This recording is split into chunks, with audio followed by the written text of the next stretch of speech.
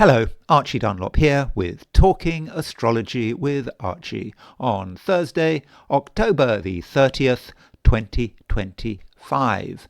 Over the last couple of days, I have been talking about the grand trine in water signs involving Mars, Jupiter, and Saturn. So Mars is in Scorpio, Jupiter is in Cancer, Saturn is in Pisces. These three planets are all trine each other. That's why we have a grand trine. And I've been focusing on different aspects of this grand trine. I talked about Mars trine Jupiter and then Mars trine Saturn. And in today's video, I want to talk about the fact that now Saturn is on the Mars-Jupiter midpoint, and I want to really consider what this midpoint might mean. But before I look in detail at this midpoint, I want to consider the astrology and the I Ching for today, which is Thursday, October the 30th, 2025. So here is the chart for today. Don't forget to like and subscribe if appropriate. As always, set for noon, New York time. Sorry about the rather clumsy collage up there, top right. Just a reminder that we've got Mars, Jupiter, and Saturn together.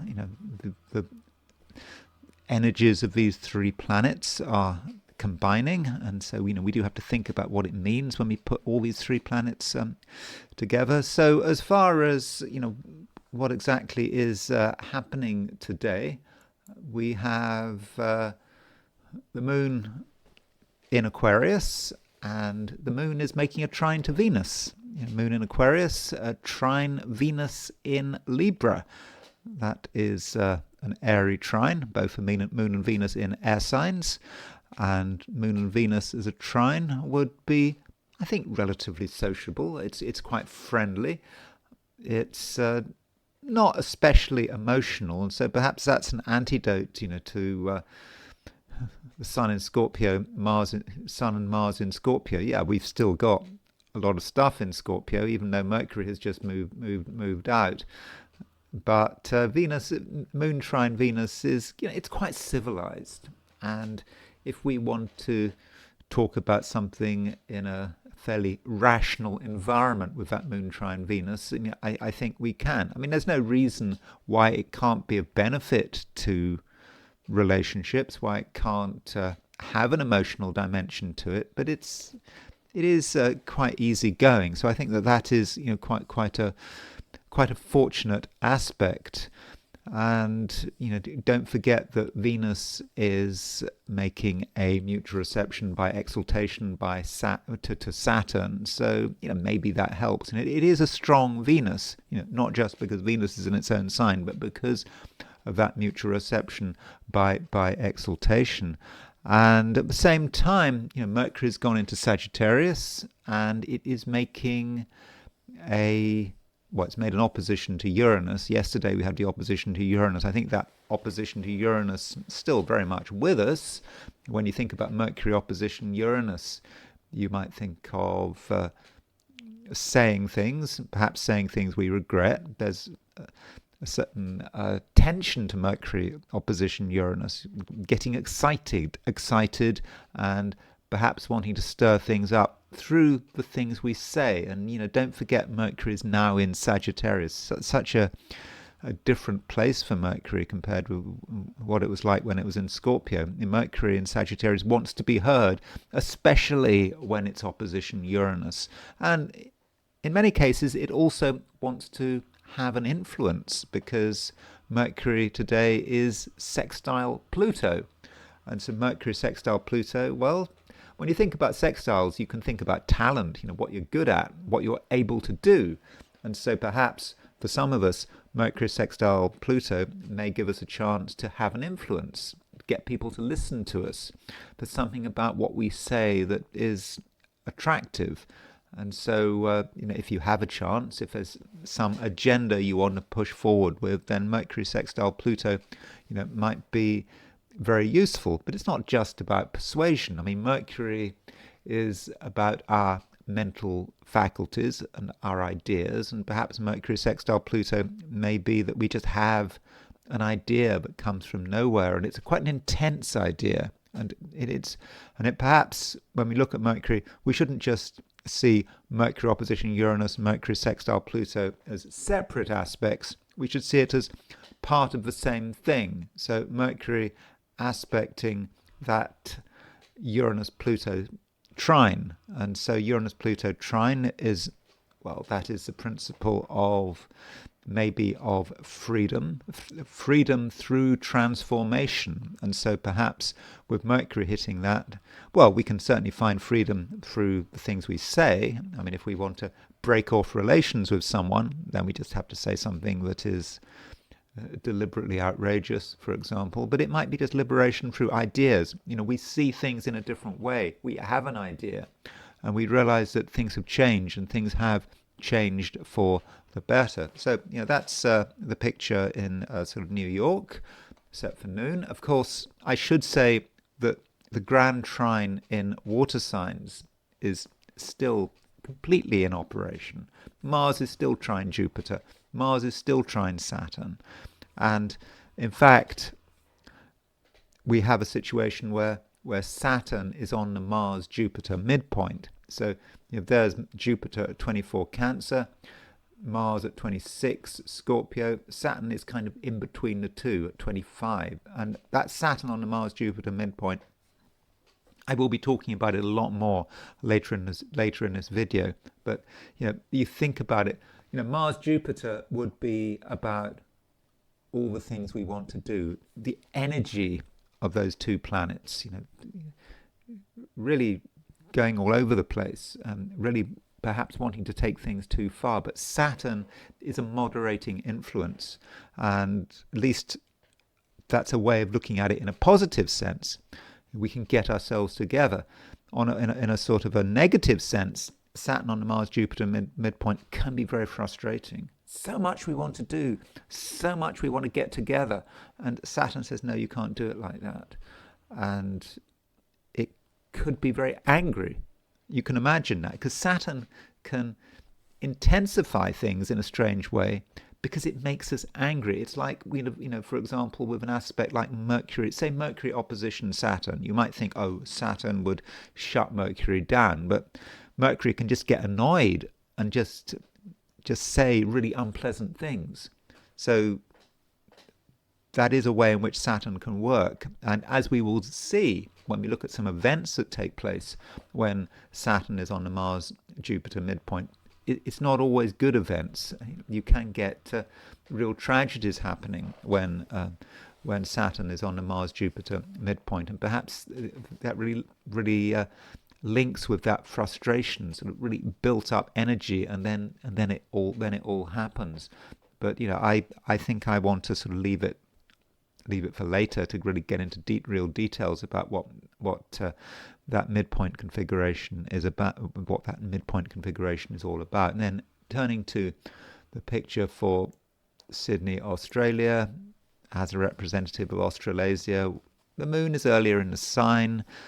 The moon, that trine to Venus, is not as strong, perhaps. I mean, the moon is still making a trine to Venus, but you might not really experience that moon trine Venus until very late in the day and into tomorrow. But I mean, I don't think there's a huge difference there. Maybe that Mercury opposition Uranus is going to be a bit stronger.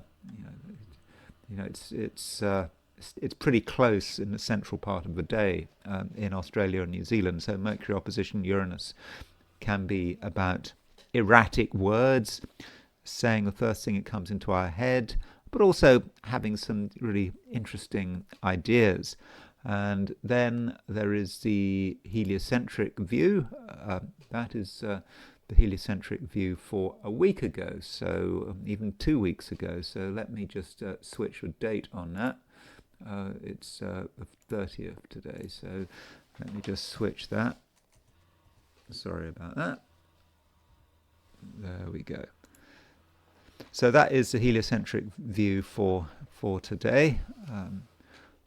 I'm not necessarily saying, but a huge amount is going on. Venus is now getting quite close to that opposition of Saturn. I've been flagging this opposition, for some time, for the last few days, and now it is close, within 2 degrees. And so, over the next day or two, as Venus moves to that opposition of Saturn, as it moves to the trine to Uranus, we will start to feel its impact. And you could say that Venus opposition Saturn is a desperate attempt to get on with people, but it's not always going to be successful. And getting on with people, that could take place on an interpersonal level, but it is a heliocentric chart, and I do think that the heliocentric aspects are more collective than personal, and so Venus opposition Saturn could be about diplomacy. I don't know what Trump is doing. He's trying his hardest to get on with, I don't know what his trip in Japan has been going, how that's been faring. It kind of depends on your view, doesn't it? Obviously, the progressives are taking every opportunity to show videos of Trump making a fool of himself. But if you're on the right, you take a completely different view. I'm not going to take any view. So that might be one way in which Venus opposition Saturn is working. But then Venus is trine Uranus. And so Venus trine Uranus also becoming exact over the next few days. And that Venus trine Uranus can be interesting events, perhaps in diplomacy, perhaps just in the way we get on with people, perhaps in the way other people try to get on with each other. And then the Earth is moving towards a quincunx with Mars. It's a fairly minor aspect. Earth quincunx Mars. Something is annoying us. Something is annoying everyone. It's perhaps not a time where people are particularly satisfied, but it is a minor aspect. So overall, with the heliocentric view, I don't think that there is necessarily a huge amount to report. Now, as far as the overall planetary situation is concerned, I was looking at my forecast of the signs yesterday, on Wednesday, and I did go on for quite a long time for some of the signs. I think for one of the signs I went on for longer than 10 minutes. And that reflects the fact that yesterday there was a load of stuff going on, just tons of aspects. Today, there isn't much going on. I mean, okay, there's still the grand trine in water signs to report on, and there is a repeated theme there. Additionally, though, we've got today the two exact aspects which stand out are Moon trine Venus and Mercury sextile Pluto. So those aspects are in themselves important, but there's perhaps not so much to say, and so I don't know. Maybe this is going to be a day when my forecast will be a bit shorter than usual, but as always, we'll have to see. So these are my forecasts for today, which is Thursday, October the 30th, 2025. Aries, try to be nice. Try your hardest. Aries as a sign can be quite blunt because it wants to do its own thing. It likes to be assertive, and worrying too much about other people and their needs for some Arians can be annoying. Though at the same time, there's no doubt that Aries can be a very passionate sign, can really get annoyed about injustice. So that is a real feature of Aries, and Aries is very often prepared to stick its neck out when it sees that something is wrong. So it's not like you're completely selfish, you're completely stuck in your own world. Aries is a sign of the campaigner, someone who wants to make changes. And today, with the moon making a trine to Venus, it is a time it is a time to get on with people. That there's something about you that people like. Because you're exciting, you're interesting, even if you don't appear to be exciting or interesting. People just pick up on that energy, that natural energy that most Aries is, have all the time. There are exceptions. I mean, you do sometimes meet an Aries who is completely silent, who is, what's the word? Is the word phlegmatic. In the same way that you meet the occasional Leo like that. And it reminds us that we shouldn't completely stereotype the 12 signs. But if there is a general view of the typical Aries, then it is someone who is full of life, who's exciting, who is looking for movement and action. And yeah, you can find this action today, and helped by the fact that Mercury is now in Sagittarius, and Mercury is making opposition to Uranus. It's making a sextile to Pluto. So things are moving, but from a social point of view, and I think that it does matter. Don't forget that Venus is in Libra. Venus is in your opposite sign, and Venus is well placed in Libra. It's in mutual reception by exaltation to Saturn. And so, with Venus in Libra and the moon in Aquarius making us trine to Venus, this is a time to be pleasant and to get on with people. And you don't have to cause a fuss. And you should make some effort to understand other people's pace and to not feel that you should always be looking for action. Aries can sometimes get a bit impatient with people who talk too much, too much talk, not enough action. But there is a place for discussion and for finding common ground. And so that looks like to me, something very fortunate. And in general, Aries, your ability to get on with people, to make connections, to be seen in lots of different places, to get attention, all of that is really, very good. Now, as far as the Grand Trine is concerned, this Grand Trine is perhaps reaching its peak. The Grand Trine in water signs involving Mars, Jupiter and Saturn, it is reaching its peak. And you need to think about, what that is about. What is this Grand Trine about? How are you really going to make the most of it? And I'm hoping that now that Mars is trine Saturn, okay, the trine between Saturn was exact yesterday, but it's still pretty close. With Mars trine Saturn, it is an opportunity to get yourself together. So if things have been disorganized in the past, you haven't been sure what to do, now it should be becoming clear. Mars made a trine to Jupiter. That was perhaps the call to action, you having a real need to see something happening. And now Mars trine Saturn ideally should be about the discipline that comes with it. And with that discipline comes structure, and you just knowing what needs to be done, and also knowing what can be done, and more stuff can be done. And perhaps it's now something to look forward to, that Mars is getting ready to move into Sagittarius. Mars has been in Scorpio for long enough. I mean, it's been nice with Mars in Scorpio. I think that fundamentally, Aries, while Mars has been in Scorpio, your position has been strengthening.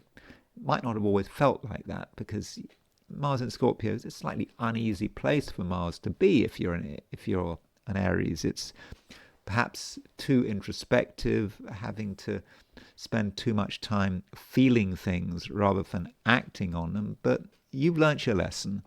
You have a more mature approach, and perhaps you've become more sensitive over the last few weeks. And now that Mars is getting ready to move into Sagittarius, you're ready for a change of scene. And perhaps what's going on now is that you're making that preparation. That Mars trine Saturn is about organization and structure. So you've got that sorted out. And as far as today is concerned, you have a chance with Moon trine Venus to to interact, get on with people, find common ground. So I think that things are looking good, and next week when Mars goes into Sagittarius, you'll probably see that things do get a lot more exciting. Taurus, whether or not it's a good day perhaps depends on you. If you do nothing, if you don't have any plans, you don't have any ideas, you don't have any ambitions, then the day might be underwhelming. On the other hand, if you are ambitious, if there are things you want to get off the ground, if you want to put in the effort, then I'm confident that today can be very successful. Okay, quietly successful, but still very successful. You can do something spectacular without necessarily getting a huge amount of attention. And additionally, your ability to get people on your side, looks to be quite good. And part of a reason for this is that we have got a trine aspect between the moon and Venus. The moon is in Aquarius, making a trine to Venus. Okay, it's in air signs, and you could say in air signs there could be sort of ideas, but not vague ideas. It's all very planned. And so, if possible, you should really make the most of the fact that Venus is in Libra in mutual reception to Saturn, because Venus is just not going to be in Libra forever. The next time the moon makes a trine to Venus, it will take place with the moon in Cancer and Venus in Scorpio. It just won't be the same. So perhaps now with moon trine Venus, you should really take advantage of this aspect, because it's not going to happen again for some time. The next time Venus moves into Libra, sort of next year, it won't be in mutual reception to Saturn, because Saturn, by exaltation, because Saturn will have moved on. So you could say that this is quite a unique opportunity for you, and it might not seem that there's any opportunities for you. I mean, I don't know what your situation is, but if possible, Libra, you should really make the effort. Really try. I don't know what's going on in your life. I don't know what you're trying to achieve. I don't know what you're trying to get off the ground. Maybe you're completely happy where you are, or you're moving on to a sort of a non-material level. Maybe you're transcending. I don't know, but all things being equal,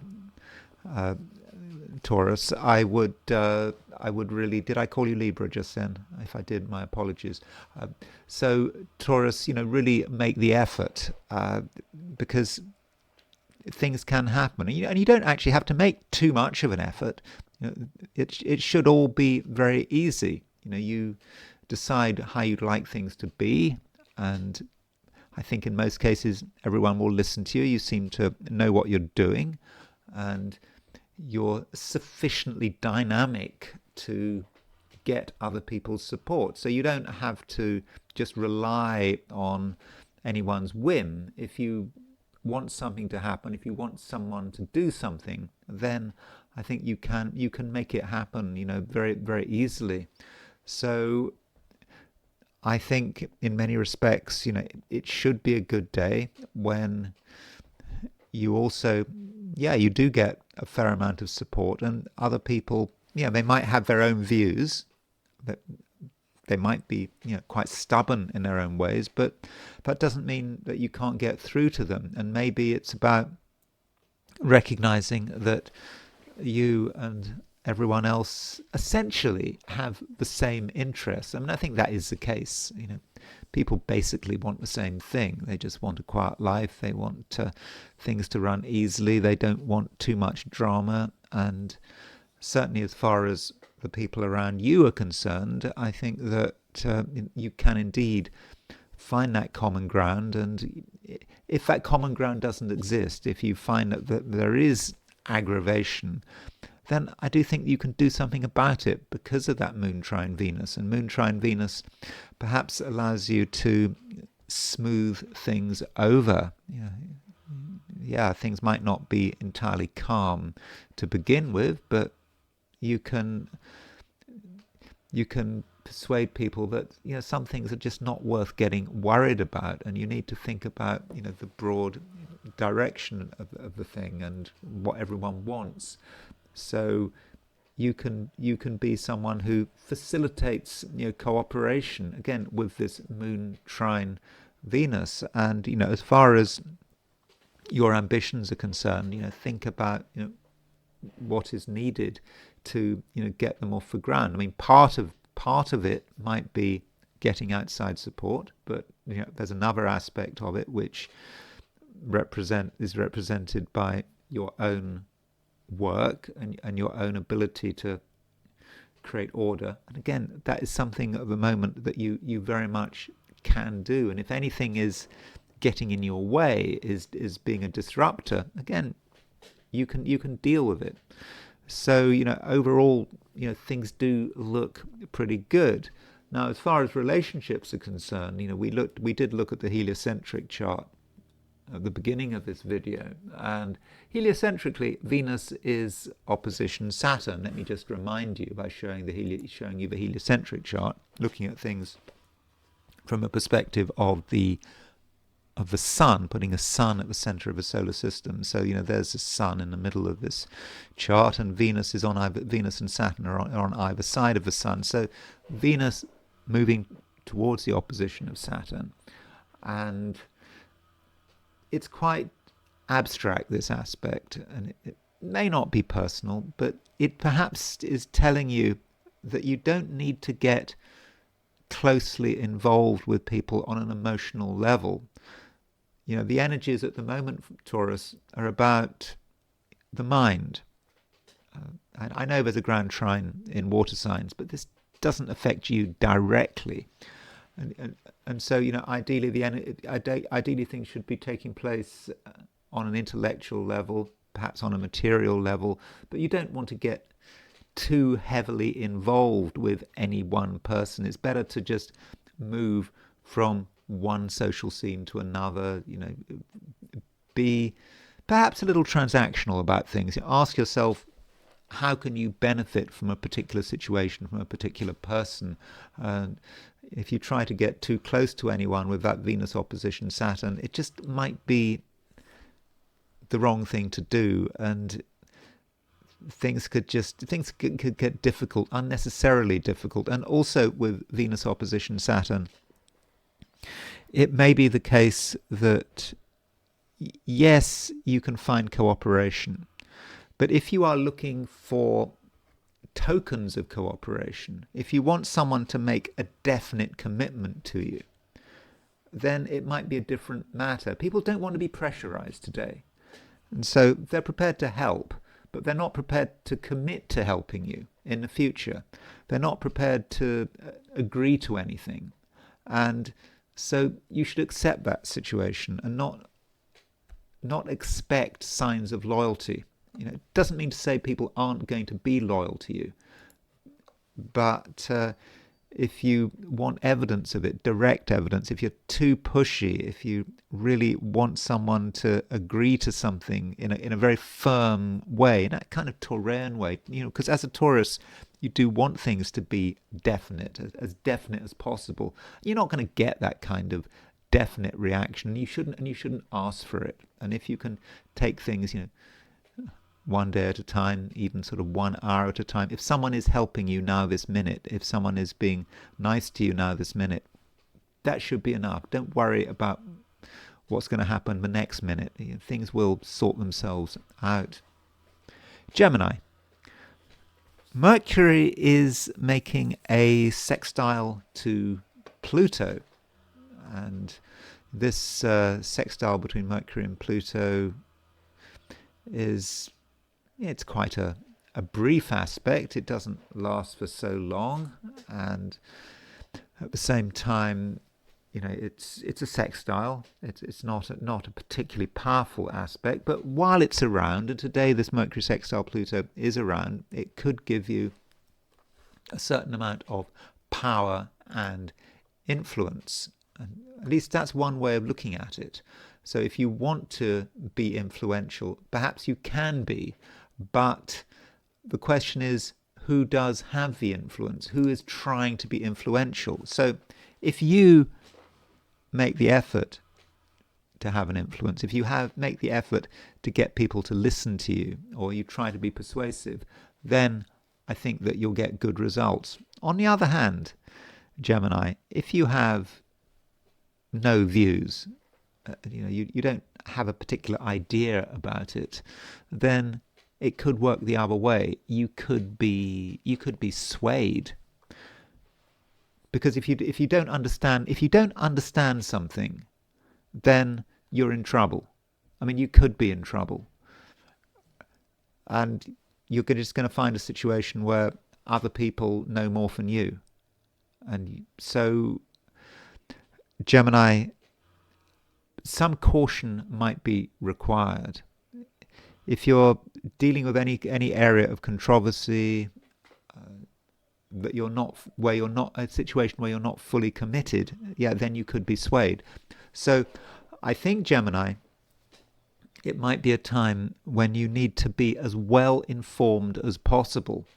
In the past, you might have got away with just knowing something a little bit, knowing the odd fact, but now it's different. If you're not informed, if you don't know the full facts, if you can't argue your case, then you could be steamrolled. You may not be able to stand up to another person, and another person might get their way, because this Mercury sextile Saturn can very much work in two ways. Sorry, Mercury sextile Pluto can very much work in two ways. Someone is persuading someone else. Someone is being influential. Someone is being manipulative. Is it going to be you, or is it going to be someone else? And you shouldn't forget that Mercury is now in Sagittarius. And in many respects, it's great that Mercury is in Sagittarius. It's nice that Mercury is in a fire sign. Mercury is, full of action, full of ideas. That is to be welcomed. But Mercury is in its detriment in Sagittarius. And what this means, Gemini, is that there's just this danger that you could run into things without knowing what you're doing.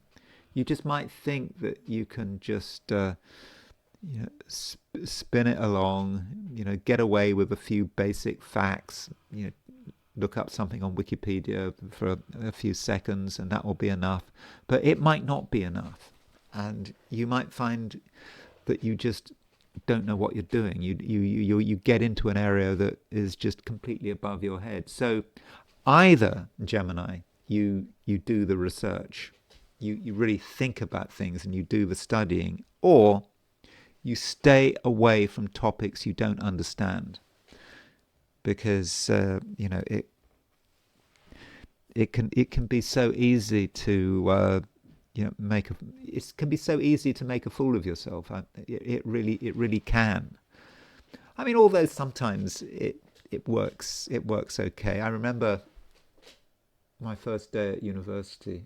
It was my first day at university, and it was in London, and it was they had the university organised this sort of riverboat trip or something on the Thames, and I was talking to someone about Ludwig II of Bavaria, and I knew very little about Ludwig II of Bavaria, but I thought I knew. And someone was passing, and they decided to interrupt in this conversation and basically tell me I didn't know what I was talking about. And as a result of this conversation, I mean, it wasn't a very hostile conversation. All of my social connections, all my friendships throughout my 3 years at the London School of Economics were basically formed by that interruption, by someone interrupting me, and I was able to get on with him and got on with other people. So maybe there's an advantage sometimes of talking about something you know nothing about, because it attracts attention and one thing can lead to another. So it can happen like that. And of course, don't forget, I'm the sun in Gemini. But generally speaking, Gemini, this is a time where you should not get involved with things that you don't understand, because if that were to happen, then you could be manipulated, and you could find that just someone else just knows so much more than you, and that's not not the way it should be. Now, Gemini, I do not want to give the impression that it's going to be a bad day. It's not going to be a bad day. As I've already said, if you're on firm ground, you can certainly be very persuasive. Additionally, Gemini, we do have a trine aspect between the moon and Venus, and with this moon-Venus trine, it's in air signs. And so what that means is you've got Moon in Aquarius trine Venus in Libra. So that means that both Moon and Venus, they trine Gemini, that sign Gemini. And so you are given a lift by that. And I think that you're given a social lift. Furthermore, it's about you being able to explore and understand new things. Now, that might be an advantage of getting involved in something you don't understand, because circumstances might be such that the information does come your way. So if you want to go on a voyage of discovery about yourself, about the world, and there is, of course, a spiritual side to the moon being in Aquarius, perhaps Gemini, you'll start to perhaps understand your insignificance. It's always good to be aware of your insignificance, provided you don't let it overwhelm you. And by being aware of your insignificance, you can become aware of something else, something that really is significant, that connects you to everything. And so Moon in Aquarius trine Venus might be a connection that is very sort of uplifting. But there is a serious side to today. I mean, regardless of everything, you do understand that things could be better, and that's probably a good thing. You haven't got all the answers, and being told or finding out that you don't know about something, like me and Ludwig II of Bavaria, or whatever it is, just by finding out that your own knowledge is imperfect, that can be useful, and it can encourage you to take things further, and to struggle, and a bit of struggle might be a good thing, Gemini, because you can't be complacent. Because you don't have all the answers, and maybe today is a day when it becomes very clear that you don't have the answers, and kind of the more you say, the more abrupt you are, then the more of a reaction you get, and sometimes that reaction is not what you were expecting, and it could put you in your place. But when you get a reaction from the outside world, it reminds you that you're real, that you've got both feet on the ground, but that reaction can propel you to something new, and that might, for example, not just be the Mercury sextile Pluto, but the fact that Mercury is still opposition Uranus, right across the main axis of your chart, and so Mercury opposition Uranus can stir things up. You can create a reaction in other people, and you can be perhaps enlightened by what you experience, by what you create. So it can be an exciting day, but I think it's important today to have a certain amount of humility, to understand your weaknesses, particularly your intellectual weaknesses, some things you don't understand. We can't understand everything, even though as Geminis we like to believe we can understand everything. Cancer. Moon is in Aquarius, and the moon is making a trine to Venus, and maybe Cancer, that is all there is to be said. I mean, it's a straightforward aspect. It is, I think, quite a fortunate aspect. I mean, Venus is very well placed at the moment. It's in Libra. It's in its own sign. Furthermore, it is in mutual reception by exaltation with Saturn, and so the moon really benefits from that trine. And as far as you're concerned, it allows you to really, bring things down to earth, and you don't have to take things too seriously. I mean, there is something about you at the moment which is quite serious. The moon is after all in Aquarius. It's Moon in Aquarius, certainly from a Cancerian perspective, is quite a serious placement for the Moon. There are things to think about. There are things to feel, things to realize, and you maybe realize that once you've kind of detached yourself from some of the sort of emotional chaos around you, you start to see things differently. And detachment is something that might be quite important at the moment. Don't get too closely involved. There's been a lot of pressure recently to get involved emotionally, maybe because of this grand trine in water signs. And this grand trine in water signs has been sort of going on and on, and it's been good, it's been useful, and it's something you are familiar with. But too much emotion, even for a Cancerian, can be too much, obviously. And now that the Moon is in Aquarius, you have a chance to create some distance and some detachment. But Moon in Aquarius trine Venus, does allow you to find security and to find comfort. And perhaps that comfort comes through being in the right place, perhaps surrounded by the right people. Venus, that mutual reception with Saturn. Remember, Saturn is a planet that is, in the Cancerian chart, very much connected with other people. Saturn obviously being ruler of Capricorn, your opposite sign. So perhaps through the right people's help, you can sort of bring yourself down to earth, and you can find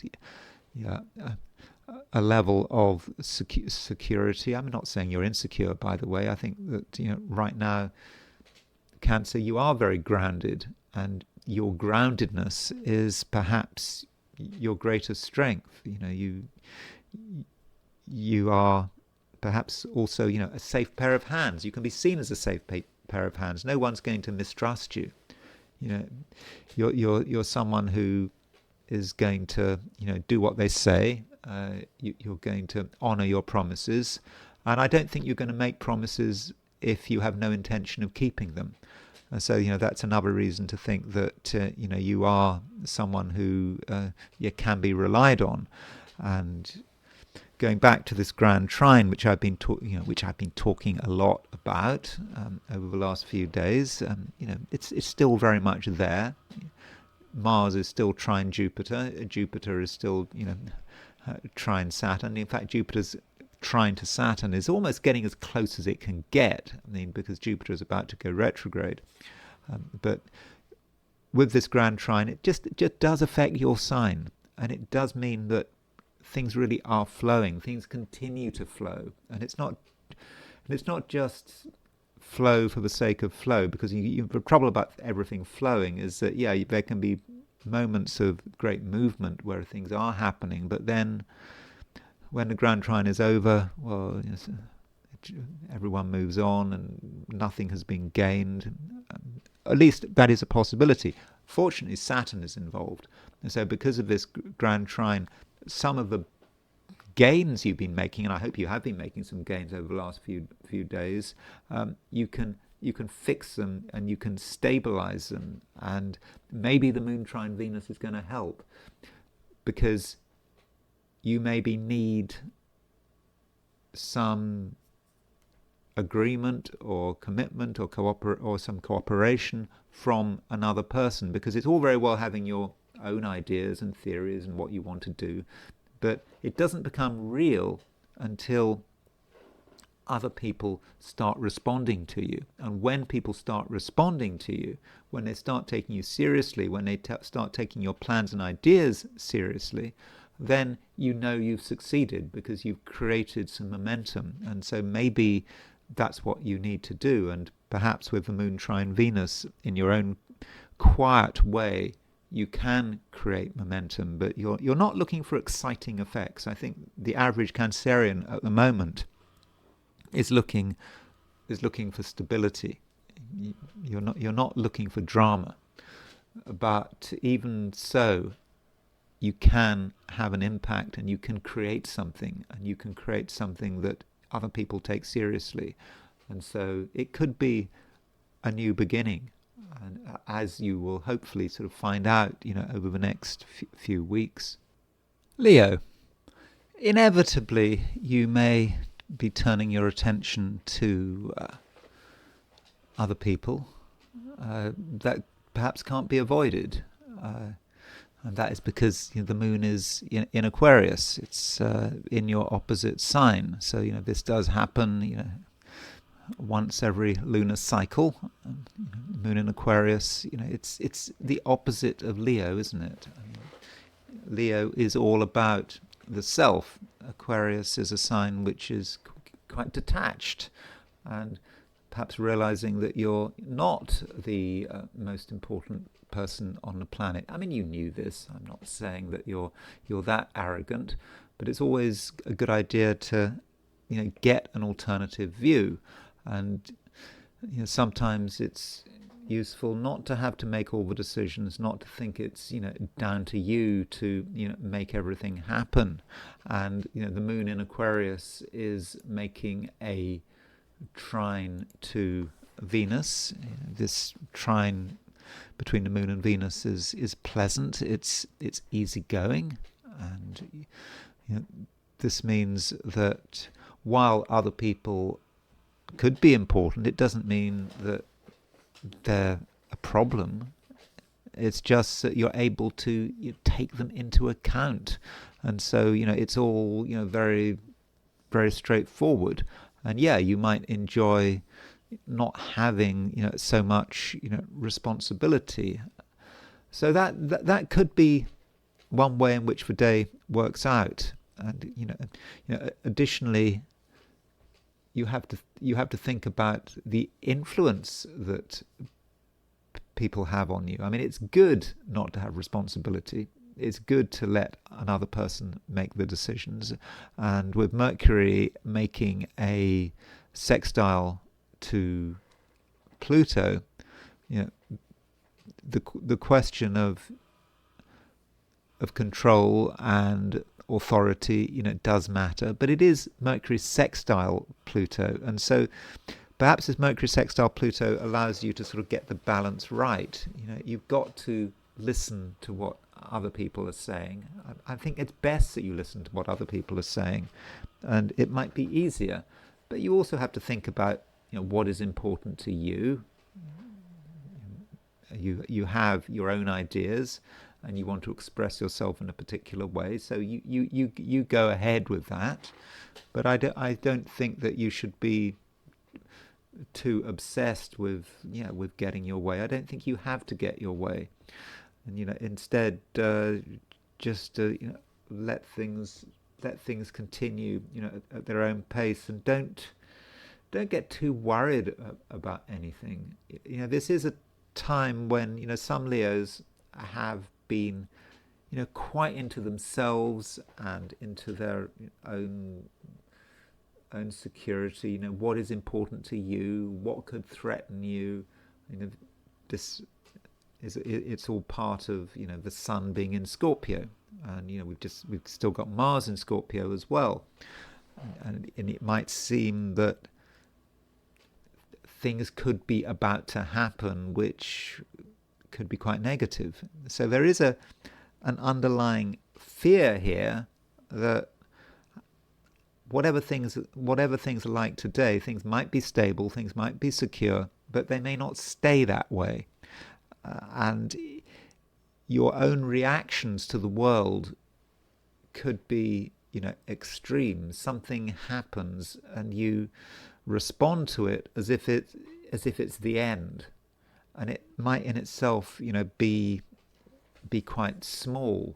I mean, for example, I use this booklet, Raphael's Ephemeris. It comes out every year, and it has the positions of the planets for every year, for each year, and in real detail. And it has all sorts of stuff. It has the positions of a planet, planetary movements, planetary speed, the new moons, full moons, and you just get a new one every year, and it's very straightforward. And I've used it, since I got into astrology in the mid '80s, and I think it's been published, I think, since the beginning of the 19th century. But I've noticed, or people have been noticing, that the 2026 Raphael's Ephemeris hasn't come out yet. It hasn't been published. And I saw this, and I completely panicked. And I thought, this is the end of the world. What if it doesn't get published? And I thought, this is really bad. I mean, not just an inconvenience, just really bad. This is terrible. And so I think it is terrible, actually. But perhaps this is an example, Leo, of how you could see something happening, something quite small, and you respond to it in a dramatic way. Now, it's possible with the Raphael's Ephemeris. They did say that there was a publication date in October the 15th, but October the 15th has passed. And it was supposed to come out in June, I think, but still hasn't come out. And so there is that worry, and it's nearly 2026. But don't panic. Okay, you're not going to panic about Raphael's Ephemeris, but don't panic about something else, something that is really quite minor, but you decide to turn it into something huge. And so perhaps, Leo, there is an aspect of today which requires you not to dramatize, and perhaps you have to get it in perspective. And if something goes wrong, or if something appears to go wrong, it's probably just not as bad as it seems. There's certainly no need to be mortified by it. Virgo. Mercury is making a sextile to Pluto, and this sextile between Mercury and Pluto, it could be quite empowering. It reminds you perhaps of what you can do, if you put in the effort, and also if you hold firmly to what you believe in. And that's one aspect of Mercury moving into Sagittarius. So, Sagittarius, don't forget, is a Jupiter-ruled sign. And Jupiter is the planet of what you believe in, your philosophy, even your morality. And so with Mercury moving into Sagittarius, I think that many Virgos are starting to think about what they believe in, what is important, what is right, what is wrong. And when Mercury is making a sextile to Pluto, those feelings are going to be especially strong, and you are going to want to have an influence. Not because you're interested in power, it's because you think it's important. You think that it's important that everyone, understands your view, and also that things are arranged according to your particular view. And your ability to arrange things at the moment, Virgo, is really very good. And you don't have to, necessarily do anything or make a big fuss. You just have an idea, about the way things should be.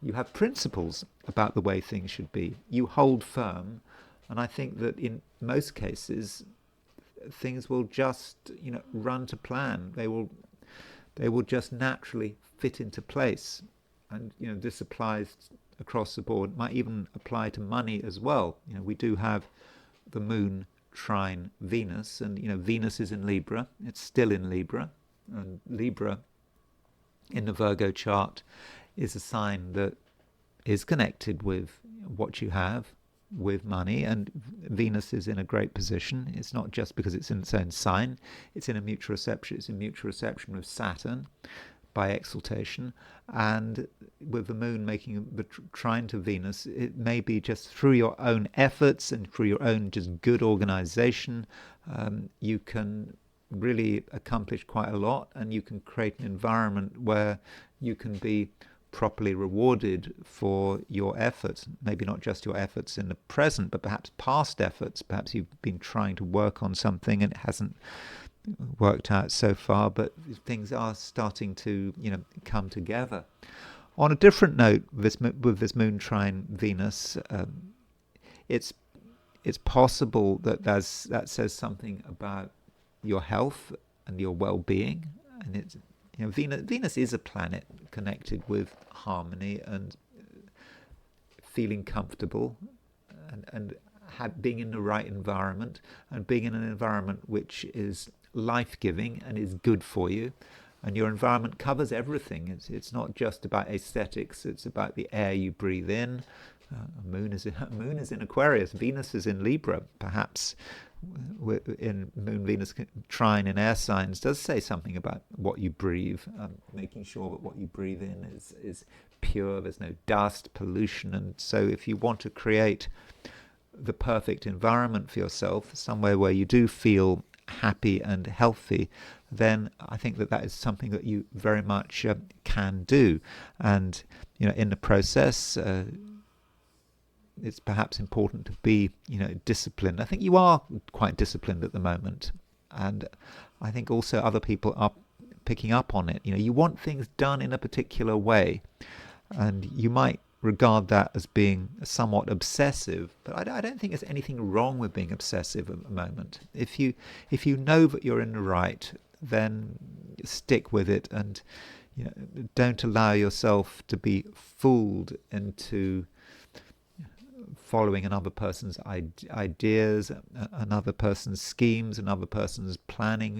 You would be fooled. It might be easier, but not really, not in the long run. So Virgo, stick to what you believe in. I think that is the right approach. Libra.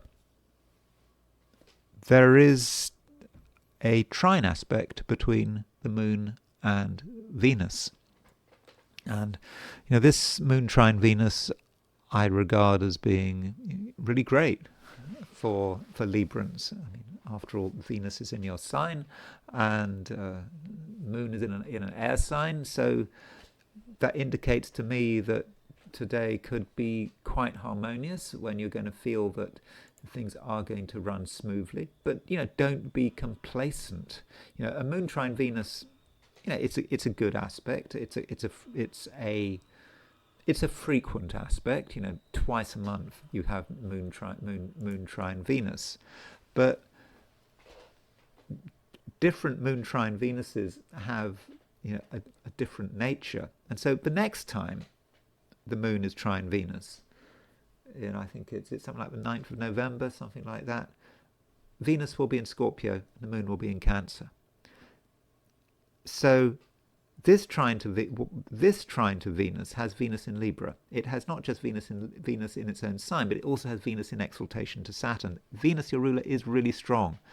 Next time there is a trine, Venus will be out of Libra. So perhaps this is a reminder, this Moon trine Venus, to take advantage of what you have. Take advantage of the fact that that things are good, things are fortuitous, or they can be. And the Moon trine Venus is, as far as I'm concerned, very creative. And so don't be shy about your creativity. You don't feel that you have to worry about what other people think. I know people have different ideas. They may not fully appreciate your creativity. They may not understand why you're unique, but you understand. And Libra, it's not a time to be worrying too much about what other people think, what other people believe. Maybe you'll embarrass yourself. What are people thinking of you? Behind the scenes. It shouldn't really worry you. You need to be. You need to be spontaneous, and you need to take advantage also of the grand trine in water signs. That grand trine is still there. Mars is still trine Jupiter. Jupiter is still trine Saturn. I think that Jupiter-Saturn trine is getting closer and closer. It doesn't become exact because Jupiter goes retrograde, but with Mars still trine Jupiter, that is fortunate. And so is Mars trine Saturn, which we had yesterday. Again, Mars trine Saturn still very much there. And remember, Venus is in mutual reception to Saturn by exaltation. Sorry for repeating myself, but that aspect, Mars trine Saturn, really does allow you to get yourself together. And you can get yourself together in your own way, but you can also get yourself together with other people's help. You needn't be alone. But if you are involving other people with what you're doing, it's not a time to be compromising. You can just get help. You can get support. So Libra, don't be lazy. I mean, I'm not saying you are lazy, by the way. I'm just trying to urge you to make the most of what's going on today and what's going on this week, and all this trine energy, whether it's moon trine Venus or this grand trine in water signs involving Jupiter.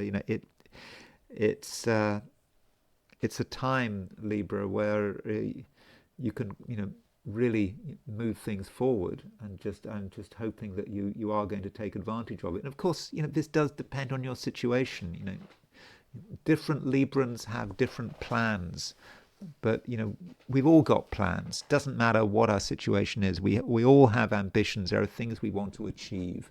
It doesn't matter at what stage of life we're at, and hopefully you will seize the day. Scorpio. The grand trine in water signs is still very strong. Very strong. And I'm hoping, Scorpio, that you will continue to make the most of it. Mars is still trine Jupiter, Mars is still trine Saturn.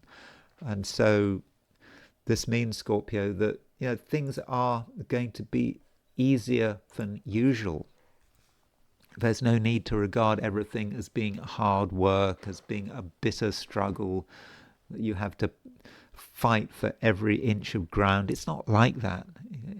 You're in a position where you can make things move, and you can make things move which may seem huge, moving concrete blocks. And how can you make things move? Well, it's not just because things are easy. It's easier than usual, even if they appear difficult. You're not going to realize how easy something is until you actually make the effort. And hopefully that's something you've been doing over the last few days. But also with the moon in Aquarius making a trine to Venus, that does give you a social facility. You can ground people. You can ground yourself, and through the way you interact, you can come over as being someone who is just calm, quite strong and resilient. You may not feel strong or resilient. I mean, you are, but you might not feel that way. But the point is, other people will regard you as being strong and resilient, and so they're going to react to you very well. And it could be that the more chaotic another person is, the more confused they are, then the more they're going to respond to you in a favorable way, because in your own way you could be a rock of stability. And the concept of stability may be especially important at the moment, because we don't have any planets in earth signs. Nothing in Capricorn, nothing in Taurus, nothing in Virgo except the South Node. So people aren't very sure of their grounding. But you, Scorpio, you are sure of your grounding, because you understand things that other people don't, and you are quite tough about it. But at the same time, because you are secure of your grounding, you're in a position to make things happen. You really can make things happen, Scorpio. Maybe not in a way that is dramatic, because it's all about, this grand trine in water is all about constant pressure. You just keep moving in the same direction. You don't give up. You don't necessarily ask too many questions, but if you keep moving, you don't doubt yourself, then in the end you get to the finishing line. And yeah, you're certainly helped by other people, and as far as relationships are concerned, moon trine Venus is a great aspect for relationships. And you've also got Mars trine Saturn. Again, Mars trine Saturn for you, Scorpio, is a good relationship aspect. reason being because Saturn is in mutual reception by exaltation with Venus, and of course Venus rules Taurus, and Taurus is your opposite sign. And then we've got Moon trine Venus, and of course Venus is ruler of Taurus. So this might mean that relationships can work in many different ways. So, don't give up on anyone. And it could be in terms of the efforts you are making. And I'm telling you that if you keep moving in a particular direction, you will reach a finishing line. I don't know what you're putting your effort into, but if you're, for example, putting your efforts into persuading people, getting people, onto your side, for example, then I think that your efforts will pay off. Sagittarius. I don't think things look too bad today. The moon is in Aquarius. It's making a trine to Venus. I think also, of course, you've got Mercury now in your star sign, or your ascendant sign, or your moon sign, however you're looking at it. So Sagittarius, I don't see any major problem at the moment. And additionally, you still benefit from the grand trine. So you've still got Mars trine Jupiter. You've still got the energy of Mars trine Jupiter, and that Mars trine Jupiter. Just as this grand trine is coming to an end, it's perhaps a good idea to reflect on what that Mars trine Jupiter is all about. And Mars in Scorpio trine Jupiter in Cancer. Jupiter is, of course, your ruler, and that could be about your own inner power, perhaps a power you don't reveal, perhaps things going on at a sort of an emotional and unconscious level. And it could be that you have been underestimated, or indeed that you might have been underestimating yourself. But there is this secret power that is getting stronger and stronger, and soon enough it may really show itself, perhaps when Mars moves into Sagittarius. So this inner power is becoming real. It's starting to have a real impact, and now you're perhaps you're able to be more open about it. And one reason you're able to be more open about it is because Mercury is moving into Sagittarius. It's moving into your sign, and so with Mercury moving into Sagittarius, you can certainly have an impact. Mercury is making an opposition to Uranus. It's making a sextile to Pluto, and so with Mercury moving into Sagittarius, we could perceive this as someone or some people moving into your space. That's Mercury moving into Sagittarius, and because they're moving into your space, or no, space is the wrong word, probably territory. And it's a situation where you're in control, where you know the rules. People are behaving or being forced to behave according to your rules, and so it might be a situation where certain people are weak, or relatively weak compared to you, and they are reliant on you, or they feel themselves to be reliant on you. So that could give you a lot of responsibility, but it also gives you a lot of power. You are in a position to really assert yourself and assert your particular view of the world if you want to. So that is another side of things. And you might be surprised by people's behavior, and however people behave, even if people behave in quite a scary way, they're showing their weakness. And if you remember that you're the one with the strength, you're the one who is able to persuade, and then how can you go wrong? So on many different levels of Sagittarius, it's a day when you can really tune into your own power, and also your own influence. You are influential. And one reason you're influential, is because you are influential in your own way, because of your own power, but you're also influential because of other people's relative weakness. Capricorn. Saturn is opposition the Mars-Jupiter midpoint. Now, this is, if you like, the headline aspect. This is what I will be talking about at the end of this video. I think that this midpoint really does matter because it's part of the grand trine. So we've got this grand trine between Mars, Saturn, and Jupiter.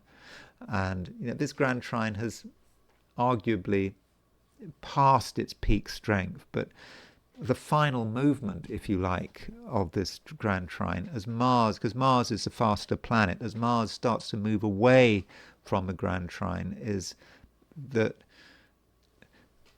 Saturn finds itself on the Mars-Jupiter midpoint. So Saturn is at what, 26 Pisces, Mars is at 27 Scorpio, Jupiter's at 25 Cancer. So Saturn's on that central position.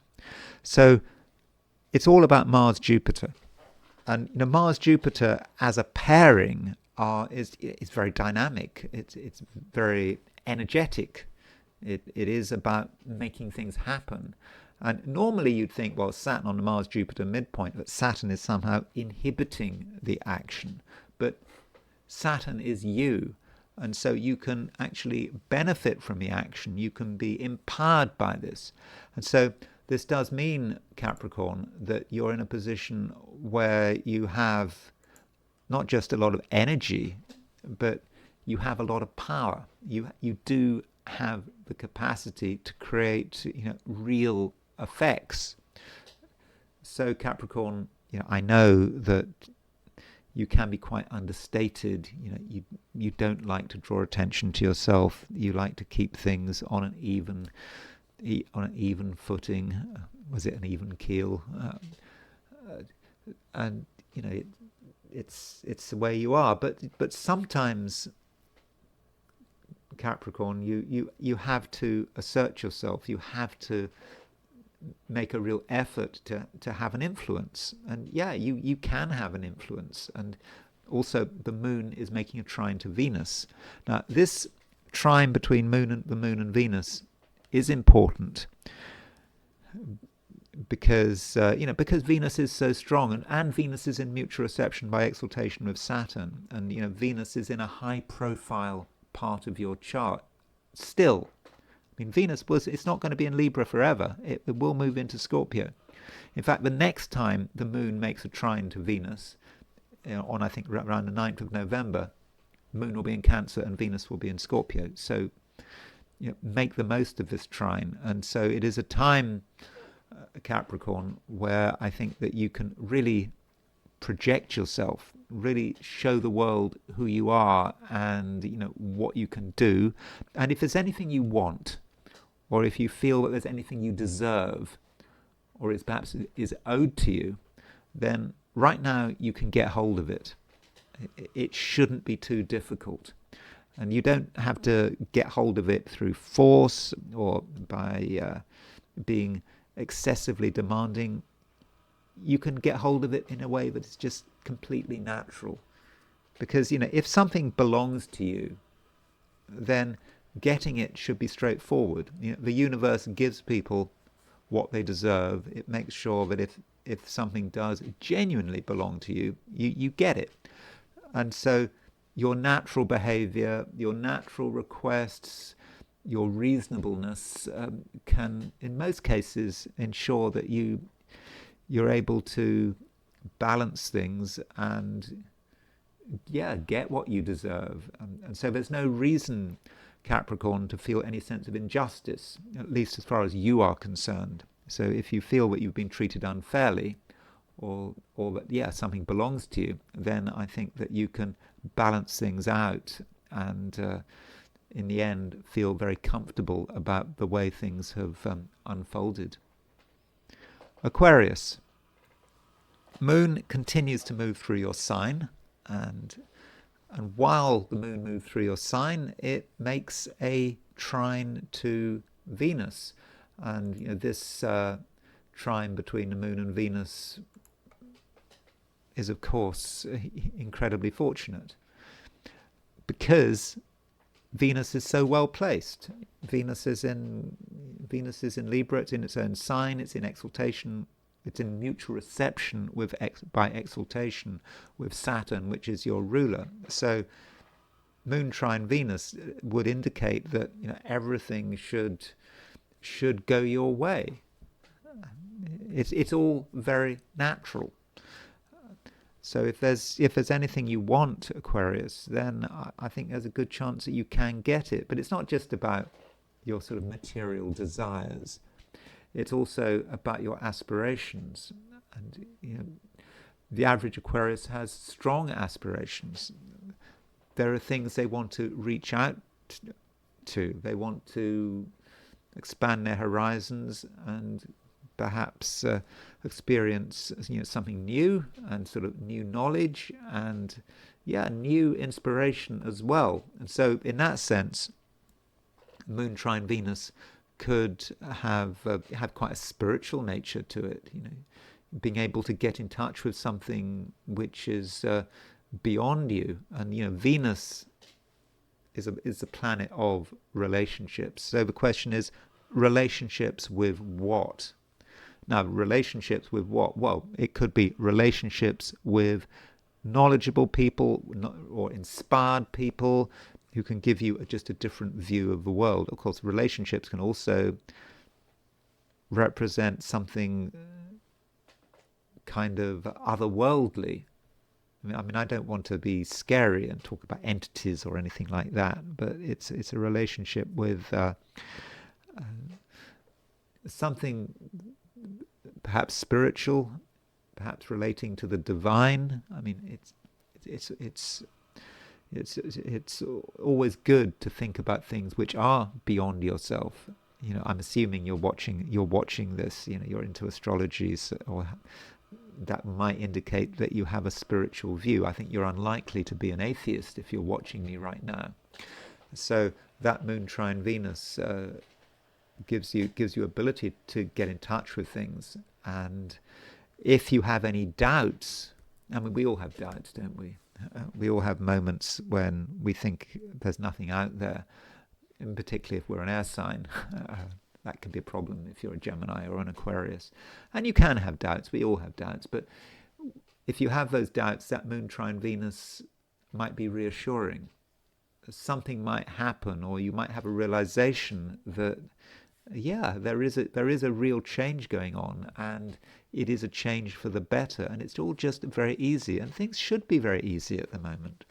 There is this grand trine in water signs, and this grand trine does involve Saturn, and Mars is trine Saturn. It was trine Saturn yesterday. It's still trine Saturn, and that Mars trine Saturn does remind you that you don't have to struggle. And I should also continue what I was saying yesterday. It remains a time, Aquarius, when you can get what you want at all levels. And I've talked about the spiritual, but don't forget the material. The material may well be important. And if success is important to you, then I think that success can be yours in your own terms. I mean, success should not be regarded as being something you see other people being successful and you try to mimic them. No, success is very particular to you, and you being an Aquarius, that is especially the case. Aquarians do have a different view. They see things in a way that other people don't always understand. They might sometimes be slightly at odds with the rest of the world, but that's okay. And so, Aquarius, I'm just hoping that it's going to be another good day, and another good day on many different levels. And you can have material success, but I think you can also have spiritual success, and you can reach out for something beyond yourself, and it's all very natural. Pisces, we're at the tail end of the grand trine in water signs. I mean, the grand trine in water signs, will continue for a few more days. Arguably, it will continue until Mars moves into Sagittarius, and because Mars moves into Sagittarius next week. So, as we move into the last part of the week, do continue to make the most of this grand trine. And remember with this grand trine that it does involve Jupiter.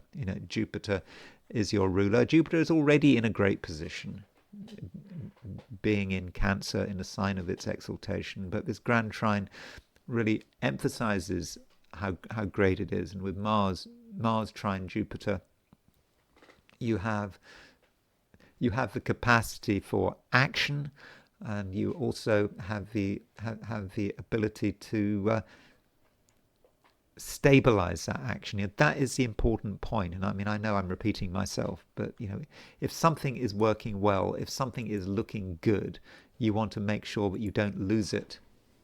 It's easy to lose it. You can get wrapped up in what's happening today. You can be enjoying the present, and then the present turns into the future, and you're thinking, well, what was that? It's gone. But it shouldn't have gone. So if you're really enjoying something, or you're appreciating something, or you're thinking you're in the right place, then it should stay like that. Okay, you can develop, but you shouldn't be in a position where you lose things. We always think in terms of things getting better, and then we reach a peak, and then it just fades away. It's like the day, isn't it? People talk about the noon. The sun rising gets as high as it can get. That's noon, and then in the end, the sun goes towards the horizon. It's over.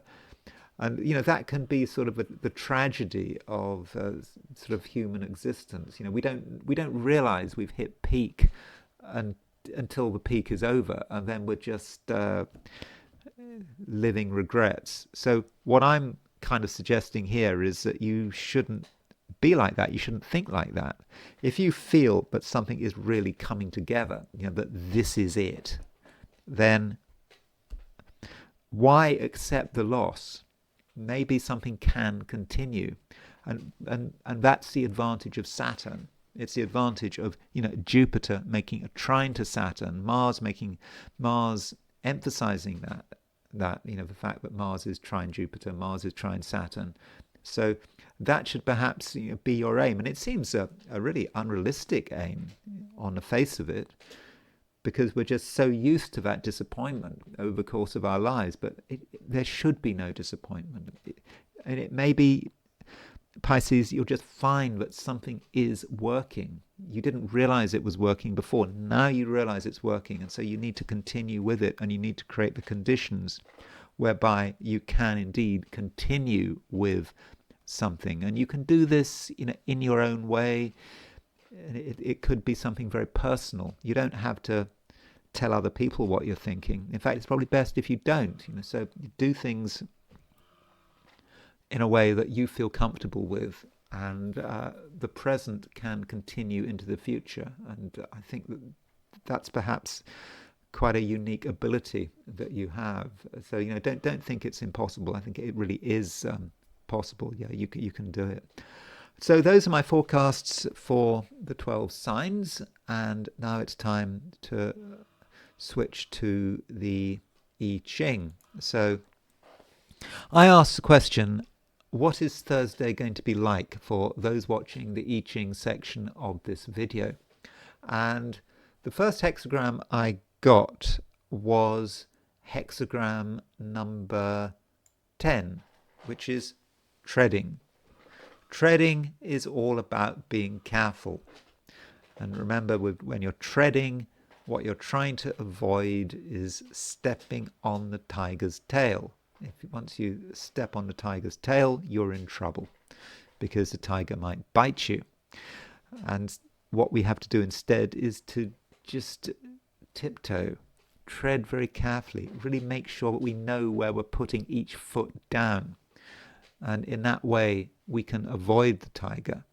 I mean, a tiger doesn't want to bite us, not really. I mean, the tiger, this particular tiger is quite a tolerant beast, and so it will allow us to move past it. But obviously, it doesn't want to have its tail trodden on. I mean, even if you do tread on a tiger's tail, maybe you'll get away with it. Again, the tiger doesn't want to kill us, but we should watch where we walk. And so whatever we're doing today, I don't know what you're planning on doing today, but do it carefully. Don't rush in. I mean, I know that Mercury is in Sagittarius, and with Mercury in Sagittarius opposition Uranus, there may be a temptation to rush in. You know, we think we sorted it out. We go rushing in and we make a mistake. And yeah, the tiger might bite us because we tread on its tail. Though I don't think that this is going to happen, because we've got two moving lines. Bottom line moves and the second line from the bottom moves. So that with the bottom line moving, one symbol for the bottom line moving is wearing shoes that are simple, that are not ostentatious. And apparently this is important in the Chinese court, because remember, this is the I Ching, talking about the structure of ancient China. And so if we wear extravagant shoes, we're drawing attention to ourselves. We're perhaps attracting a difficult situation. Maybe we'll attract jealousy, or perhaps the emperor is going to think that we're trying to upstage him. So we are going to wear simple shoes. We're going to keep it very straightforward, and we're going to tread carefully, because it's about shoes. This hexagram is about treading. And so because we are careful, we're modest, we manage to get around the problem. And then the second line moves. And then with the second line moving, it's not a bad hexagram. But it's quite introverted. It's about shunning attention. We want to kind of distance ourselves from whatever's going on around us. We're certainly not trying to get praise. We're just trying to keep it simple. And so that's the way we do it. And ideally, we probably want as little attention as possible. So we tread carefully around the problem. When dealing with people, we don't want to get too involved. Whatever the astrology says, we don't. I know there's a moon trine Venus, which is a very sociable trine, but the I Ching is giving a different view. And so in that way, we get round the problem, we make some progress, but it's not a huge amount of progress, because we've got two lines moving, and this hexagram switches to hexagram number 12, which is standstill. There's nothing happening here. There shouldn't be anything happening. And there could just be a feeling of stagnation, things just not moving. But it's not our problem. We're not part of it. We've sidestepped the issue in the previous hexagram of treading. And so we're not missing anything because of hexagram number 12, because things are at a standstill. And yeah, it won't last forever, but at least we're in accord with the universe, and that's what matters. So I want to finish by looking at a midpoint. I don't normally do this. It's kind of a bit obscure, looking at one midpoint. But I think this is quite an important midpoint, because it is part of the grand trine. So turning to the astrology. So here's the astrology. Here's this chart for today, set for noon. And if you look at this chart, I mean, let's switch it. Let's put Aries on the left. No.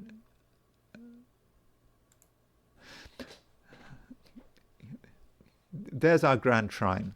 Mars at 26:30. Well, this is set for noon New York time. Mars at 26:27 Scorpio. Jupiter at 25 Cancer. Saturn at 26 Pisces. So Mars is the fast-moving planet. So as Mars moves 26, 27 Scorpio, it moves into such a position that Saturn is halfway between Mars and Jupiter. So in other words, Saturn is opposition the Mars-Jupiter midpoint. And we can see this on the 90-degree dial. So let's just look at the 90-degree dial. So if we create the 90-degree dial and we look at there's Saturn, and you can see what midpoint Saturn is on. You know, Saturn, there's a Mars-Jupiter midpoint, so it's very closely on that midpoint. And so this should say something about the day, you know, how the day is going to unfold. It's on other midpoints. I mean, Saturn is on the Mercury-Venus midpoint, and so Mercury-Venus midpoint, where is Mercury-Venus? So, you know, there's Mercury, there's Venus. It's pretty close to the Mercury-Venus midpoint. So that perhaps indicates that Mercury and Venus are kind of getting drawn into this grand trine. So you would think that Mars-Jupiter as a pair is about action. It's about energy, wanting to do lots of different things and not knowing perhaps when to stop. But Saturn is saying you have to stop. You have to structure this. That's one way of looking at it, if we look at Saturn in a positive way. But you could also see it as being quite a frustrating influence. We have so many things we want to do, but we just can't do it.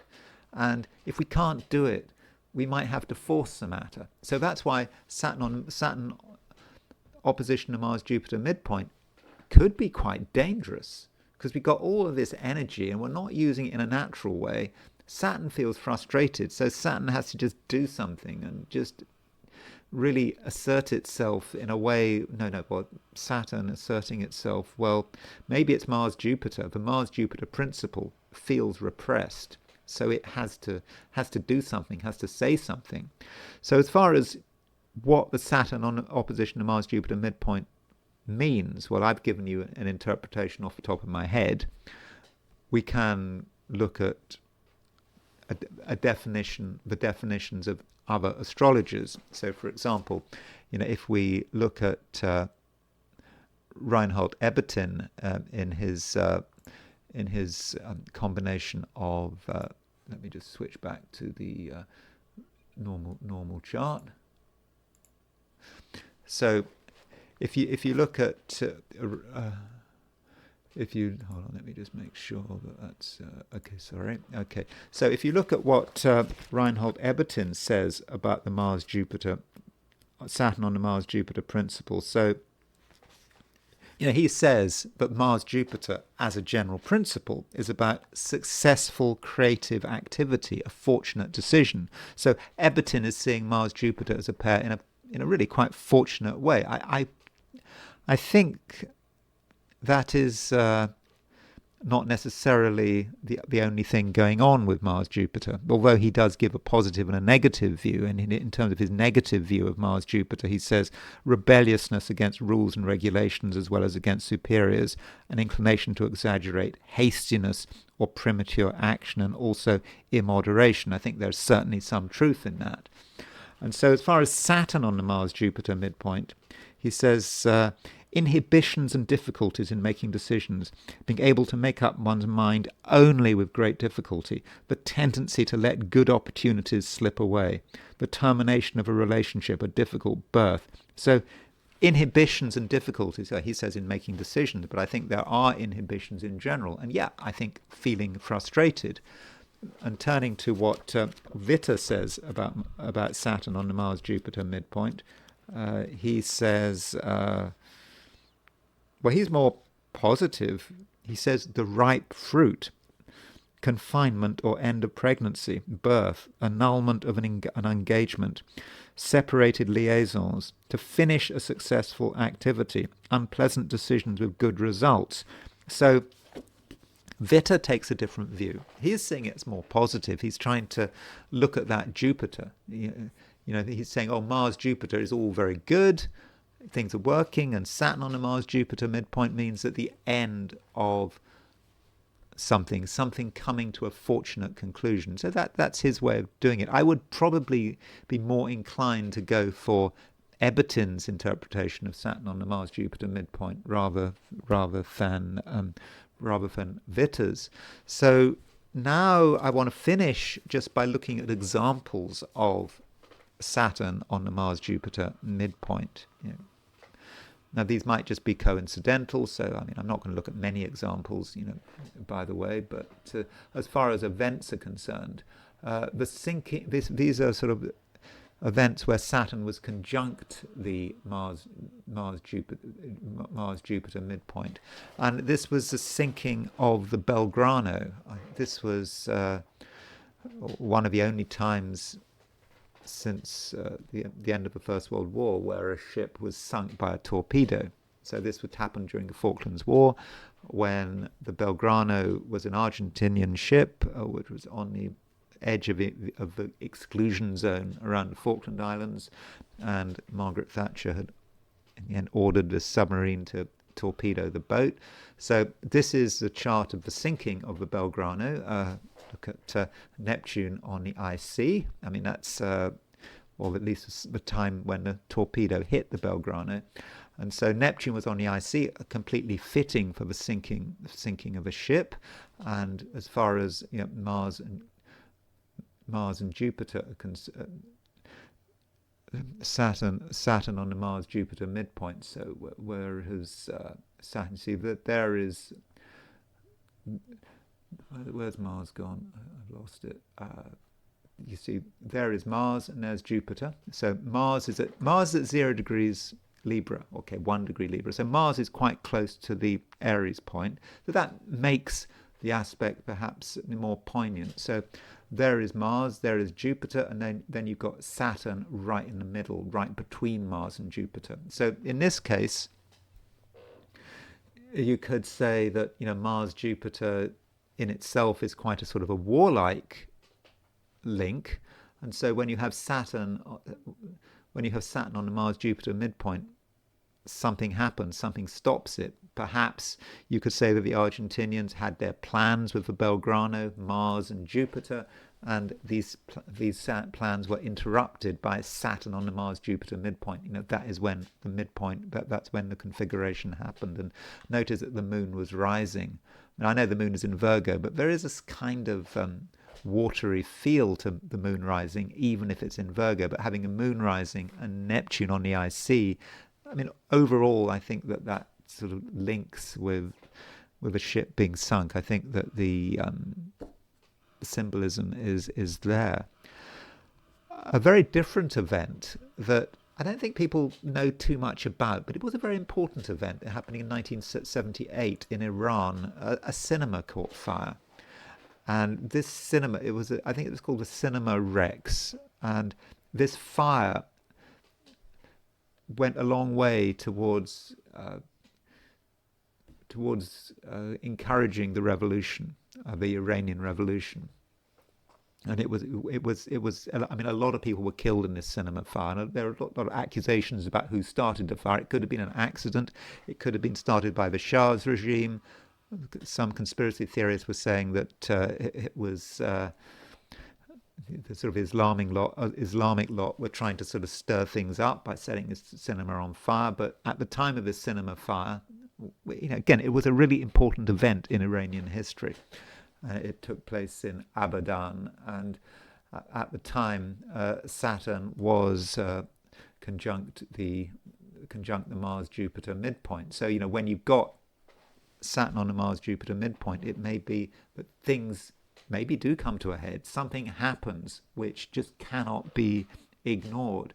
All that energy gets concentrated, and perhaps it gets focused on one thing, like we saw with the Belgrano, which people are still talking about the Belgrano, or the Cinema Rex fire, which people in the West probably aren't talking about it. But I'm pretty sure that it was a quite major event.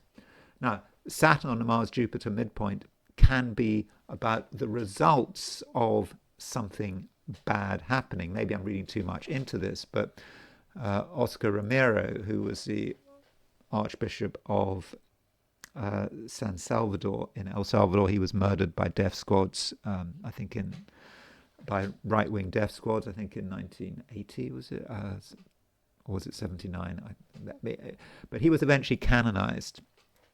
And he was canonized on October the 14th, 2018. And so there's Mars and there's Jupiter. So there's Saturn on the Mars-Jupiter midpoint. So you could say that Mars-Jupiter represented that act of violence, and he was assassinated when saying Mass. In a way, Mars-Jupiter, an assassination saying Mass. I mean, Jupiter has a religious element to it. Mars is the violence of the death squads. And then Saturn in Capricorn on the Mars-Jupiter midpoint. You could just say it is the consequence of it, and that perhaps fits more with what Vita was saying. Maybe this is the eventual outcome. The man who was murdered, eventually the whole thing comes full circle, and he becomes canonized. Incidentally, Oscar Romero was canonized on his Chiron return. I think that's just kind of interesting coincidence, or I think that actually tells us something about Chiron. And it's not always negative when Saturn's on the Mars-Jupiter midpoint. The iPhone was launched when Saturn was on the Mars-Jupiter midpoint. I don't own an iPhone. I've never owned an iPhone. But maybe Saturn in Leo, there's Saturn and there's Mars and Jupiter. So Saturn on the Mars-Jupiter midpoint, something is made real. Perhaps you could say, again, using Vita's rather optimistic ideas, all this work on the iPhone, Mars trine Jupiter, it all comes together when Saturn is on the Mars-Jupiter midpoint. Or is it just coincidence? I don't know. So we've looked at Saturn opposition to Mars-Saturn midpoint. Well, this is Saturn opposition to Mars midpoint. The Belgrano, the Cinema Rex fire, and the canonization of Romero were with the conjunction. Then there is the square, when Saturn is square the Mars-Jupiter midpoint. And there are three events I wanted to look at. So one event is the beginning of the Armenian genocide. So the Armenian genocide took place in Turkey during the First World War. I don't know. I'm not quite sure about the details, but I think the Armenians were perhaps perceived. The Armenian minority was perceived as being different. Perhaps there was the accusations that in certain cases they'd collaborated with the Russians, because Tsarist Russia, Turkey was at war with Tsarist Russia. But this was when a decision was made in what was then Constantinople to really wipe out the Armenians. And to begin with, I think there were some journalists and so forth were arrested. And so this order was signed. So it's kind of a bit unusual that you can actually time a genocide. And here, Mars, there's Mars and there is Jupiter. And so Saturn was on the Mars-Jupiter midpoint. So in this case, Mars-Jupiter is that excess energy, that excess hatred. Remember, Mars-Jupiter as a pair is sometimes really not good. It can be quite evil even. And so Saturn says, going to do something about it. Someone says, we're going to destroy the Armenians. And so this is perhaps evidence that really terrible things can happen when Saturn is squaring the Mars-Jupiter midpoint. And remember the Bayesian, that boat that British multi-millionaire had this yacht moored outside Palermo Harbour. So this happened with Saturn square the Mars-Jupiter midpoint. And here it's kind of much easier to see, because there was a Mars-Jupiter conjunction at the time of the sinking, approximately, but Saturn was triggering it, or rather Mars was just moving across, so that Saturn was on the Mars-Jupiter midpoint. And finally, George Bush Jr. was inaugurated on January the 20th, 2001, and Saturn was on the Saturn was on the Mars-Jupiter midpoint. You see that we were just coming away from the Jupiter-Saturn conjunction. There was and so if Saturn was squaring Mars Jupiter. It's an interesting chart, that, because you've got Mars exactly on the descendant, and I think that Mars on the descendant, when George Bush Jr. kind of presages the 9/11 attack. And also you could say Saturn on the Mars Jupiter midpoint does represent potentially an attack, several attacks. I mean, you had 9/11, you had the Iraq War, you had the invasion of Afghanistan. So Saturn on the Mars Jupiter, perhaps it's talking about America's frustration. We've got to do something about it. So we do something about it, or America does something about it, and they invade Iraq and Afghanistan first. So that's it. Those are a few thoughts on Saturn on the Mars-Jupiter midpoint. I think it's very important when one is doing astrology to look at midpoints, particularly the major midpoints. And I think, at the moment we have Saturn on the Mars-Jupiter midpoint, so it'll be interesting to see how it works out. I mean, I think overall I would see Saturn on the Mars-Jupiter midpoint as something that is probably more likely to be negative rather than positive, but it's also very much connected with this grand trine, and that's perhaps one of the reasons why I'm focusing on it. So thank you very much for watching this video. If you enjoyed this video, I'd be very grateful if you were to like it. If you're not subscribed, I'd be super grateful if you were to subscribe. If you want to buy me a coffee, there's a link in the description, and I will talk to you again tomorrow.